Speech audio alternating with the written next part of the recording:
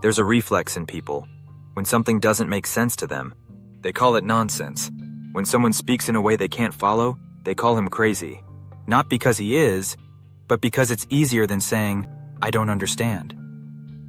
It takes more strength to admit that your own thinking has limits than to dismiss someone else's.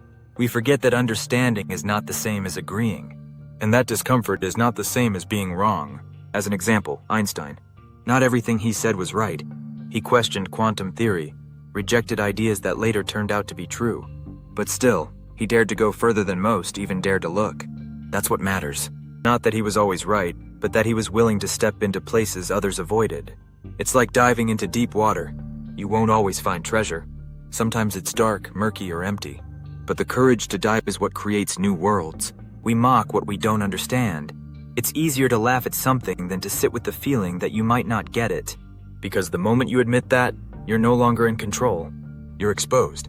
And most people would rather feel superior than uncertain. So they label. They reduce what they don't understand to something they can ignore. They say, "That's ridiculous," when what they mean is, "I don't know how to relate to that." We've confused understanding with power, as if knowing makes us safe, and not knowing makes us weak.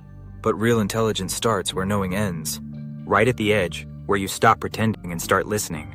That's why people who think differently often end up alone. Not because they're wrong, but because they refuse to shrink themselves to fit what makes others comfortable. And the world protects comfort far more than it protects truth. We don't exile the liar. We exile the one who speaks in ways that don't follow the script.